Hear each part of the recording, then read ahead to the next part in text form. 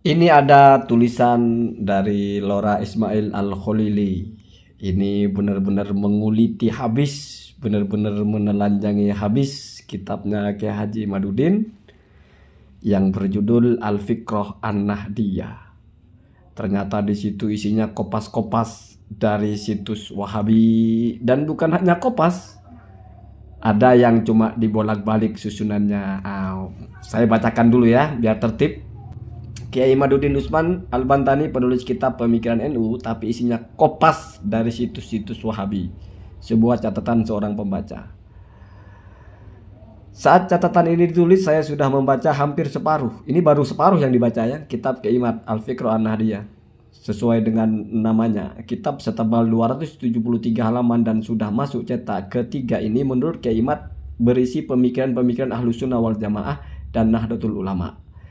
Kitab ini selesai ditulis oleh Kiai Imad pada tahun 1439 atau sekitar 5 tahun yang lalu, jauh sebelum beliau viral sebagai pembuat tesis yang menganulir Habib Ba'alawi. Perhatikan, kitab ini bisa di-download di sini, ada situs-situsnya itu ya. Kitab ini juga pernah diulas dan direspon positif di situs NU Online Banten. Biasa dikomentari di situ ya, ada linknya itu.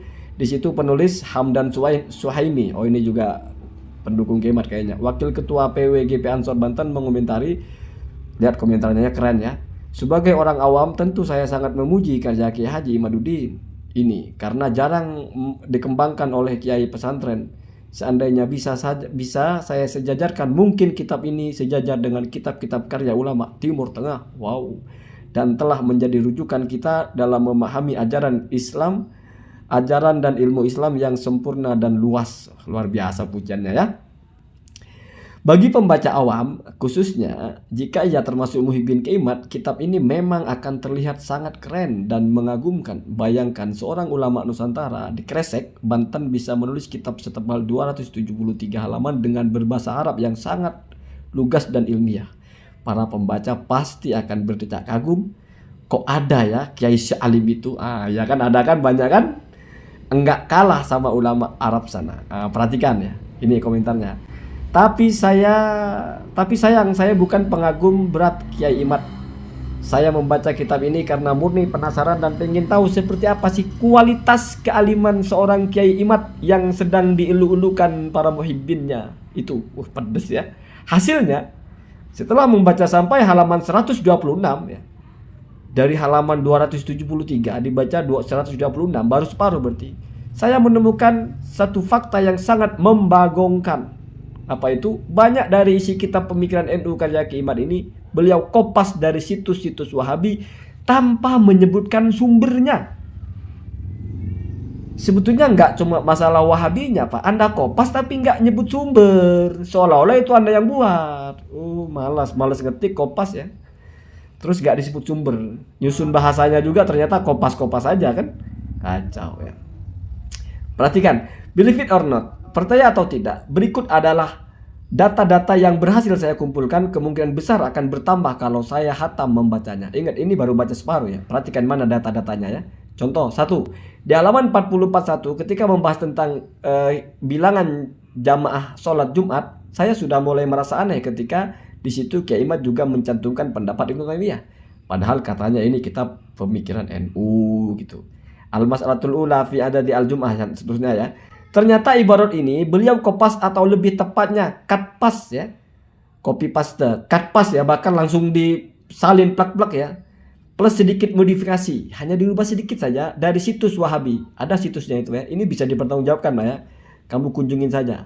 Bisa langsung diakses itu.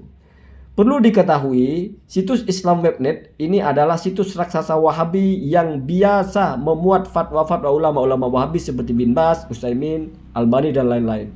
Kemarin kan sudah pernah juga ada yang bahas itu. Dibuang fatwa Bin Basnya, tapi diambil isinya. Gitu ya. 2. Di halaman 49 karena membahas khutbah dengan selain bahasa Arab, Kiai Imad menulis, perhatikan tulisannya itu. Ittafaqul fuqaha ala annal aula ya. Takunul khutbatu bil lughatil arabiyyah, bukan ula ya. Ibarah ini ternyata juga Kiai Imad kopas plak-plak, berarti sama persis dari situs Wahabi. Hanya saja beliau modif sedikit akhir ibarahnya. Cuman di akhir saja yang dirubah. Nah, dalam kurung itu berarti masuk kepada ma'az-ziyadah wal ikhtisar ya. Ada tambahan dan diringkas ya. Itu ada situsnya ya. Kemudian dijelaskan di sini bahwa islamka.info atau al-Islam soal wa jawab itu kan sudah yang kemarin itu ya. Ini juga merupakan situs terkenal Wahabi milik Syekh Muhammad Soleh Al-Munajjad, seorang ulama Wahabi, santri dari Syekh bin Baz, Syekh Utsaimin, Syekh Albani.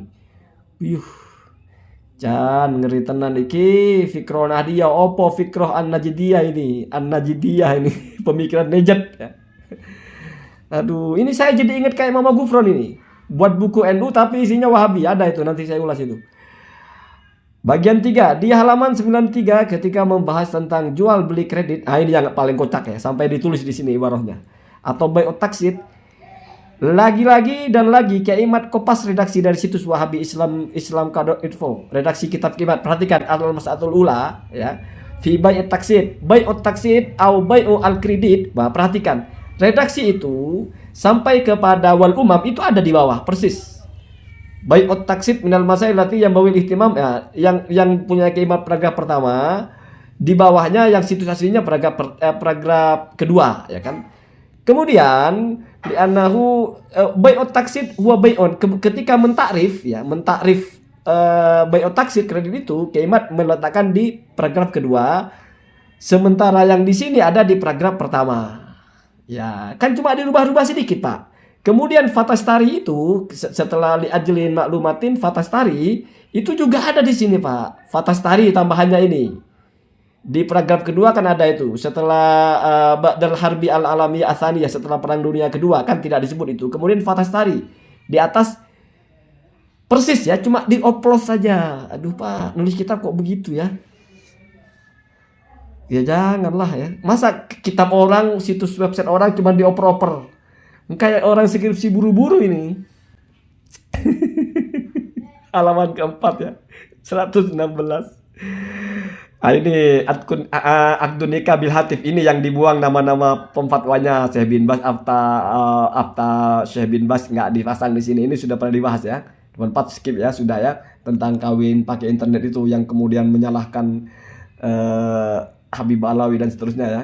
Sudah pernah dibahas itu. Nomor 5 di halaman 125 ketika membahas tentang poligami. Waduh, mak-mak pecinta Kiai Imad wajib baca ini. Saya agak mengernyitkan dahi ketika dengan gagahnya Kiai Imad berkata bahwa poligami adalah sebuah amal yang besar pahala dan manfaatnya bagi suami istri. Oh, inna ta'addada zaujati fadluhu azimun lizauji wazaujati wa ajruhu kabirun ya. Oh, jadi poligami itu besar sekali ya. Oh, pendukung poligami rupanya ya. Saya curiga kok ada bau-bau Wahabinya di sini ya. Jadi itu ucapan Kiai Imad seperti itu ya. Nah, curiga ini kok ada bau Wahabi. Ternyata betul di halaman 126 ketika menjelaskan keutamaan istri pertama dan bersedia untuk dimadu, Kiai Imad menuliskan fatluz zaujah al-ula. Ruwi an Ibnu Mas'ud, di mana ini sampai ke bawah. Dan sekali lagi demi menguatkan pendapatnya yang sangat mengajurkan poligami itu, Kiai Imad ternyata juga mengkopas ibarah itu dari situs ya. Ini kopas, Pak, dari mulai ruwiyah sampai ke bawah. Bukan hanya hadisnya, Pak. Kalau kopas hadis wajar. Jelas penjelasannya juga kopas. Lah terus yang karya Kiai Imad yang mana? Kan bingung kita kalau begitu ya. Gimana ibu-ibu? Sementara ini saya hanya menemukan satu ibarah yang beliau kopas dari situs Aswaja. Sekali lagi tanpa mencantumkan sumber. Jadi memang gak terbiasa nyantumin sumber ya. Jadi diklaim seolah-olah punya sendiri. Yaitu halaman 25 ketika membahas tentang lafaz Sayyidina dalam tasyahud. Beliau mengkopas dari situs. Ini membahas tentang tasyahud aja kopas masih, Pak ya. Dan tidak disebutkan sumbernya lagi. Darul Ifta Jordan, kopasnya di situ. Membaca semua di atas, saya hanya bisa geleng-geleng, berdecak, tidak kagum. Kok bisa? Bisanya Kiai Imad yang merupakan anggota LBM PBNU menulis kitab yang mengatasnamakan NU, tapi isinya diambil secara diam-diam, ya. Dikopas ya dari situs-situs Wahabi. Apa tuh GBT? Gak bahaya tak? Kok iso gitu loh? Saya hanya saya harap ada keseriusan dari pihak PBNU, khususnya LBM NU, untuk meneliti lebih dalam lagi kitab karya anggotanya ini. Kalau perlu tarik ya dari pasaran, karena ini bukan perkara receh dan remeh. Ini kasus serius. Kitab ini semenjak terbit sudah laris di kalangan bakul kitab pesantren. Apalagi Kiai Imad sekarang sudah menjadi kiai viral dengan ribuan pendukung fanatik dan militan dari seluruh penjuru Indonesia. Bagaimana jadinya jika kitab yang disusup fatwa-fatwa Wahabi, yang disusupi fatwa-fatwa Wahabi ini dikaji atau bahkan dijadikan kurikulum pesantren Muhyiddin Kiai Imad yang notabene-nya adalah pesantren-pesantren NU. Apalagi sekarang Kiai Imad sudah berfatwa untuk meninggalkan kitab-kitab karya ulama Ba'alawi. Gimana jadinya kalau tanpa disadari santri-santri mereka malah nyasar saran ilmunya kepada ulama-ulama Wahabi seperti si Bin Bas, Syekh Utsaimin dan Syekh Albani. Skip ya. Lanjut, ingin rasanya saya sampaikan kepada Kiai Imad atau beliau bahwa menulis sebuah maklumat tanpa mencantumkan sumber rujukannya itu adalah sebuah pengkhianatan dan penipuan ilmiah. Imam Nawawi dalam kitab Majmu'nya berkata, wa minan nasihah, ini adalah satu nasihat ya. Termasuk bagian dari nasihat adalah menisbatkan suatu faedah ilmu kepada pengucapannya atau pengucapnya. Barang siapa yang melakukan itu, maka ilmu dan keadaannya akan barokah. Akan tetapi, barang siapa yang menukil sebuah kalam dan membuat orang lain mengira itu adalah ucapannya, maka ilmunya tidak akan bermanfaat dan keadaannya tidak akan barokah. Karena itu para ahli ilmu sejak dulu selalu menisbatkan suatu kepada pengucapnya. Wa minan nasihati an tudafa al faidatu allati tustaghrabu ila qailiha. Jadi ya mestinya dinisbatkan kepada yang mengucapkan, Pak. Ya. Jangan seenaknya gitu. Faman fa'ala dzalika burika lahu fi ilmihi wa halihi. Wa man awhama dzalika fi ma ya'khudhuhu min kalami ghairihi annahu lahu fahuwa jadirun an la yuntafa'a bi ilmihi. Enggak akan ada manfaatnya orang yang maling ilmu begitu ya.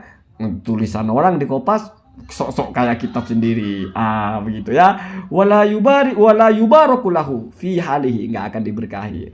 Walam yazal ahlul ilmi wal fadli ala idafatil fawaidi ila qailiha, dan sepanjang masa tetaplah ahli ilmu itu, orang-orang yang punya keutamaan itu, kalau Kompas dia kasih tahu nas'alullah ta'ala at-taufiq lidzalika daiman ya. Kita anggap begitu ya, sebagai dorof ya selamanya. Dulu para ulama NU berjuang keras untuk menjauhkan masyarakat dari pemikiran-pemikiran Wahabi. Sekarang ada kiai yang merasa paling NU, bahkan mengarang kitab tentang pemikiran NU, anggota LBM NU pula. Tapi isi kitabnya malah menukil dari ulama-ulama Wahabi.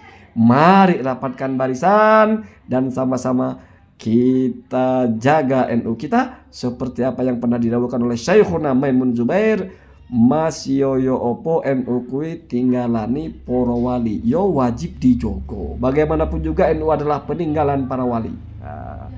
Ada satu hal yang mungkin tidak disebut oleh Lora Ismail di sini, saya akan sebut.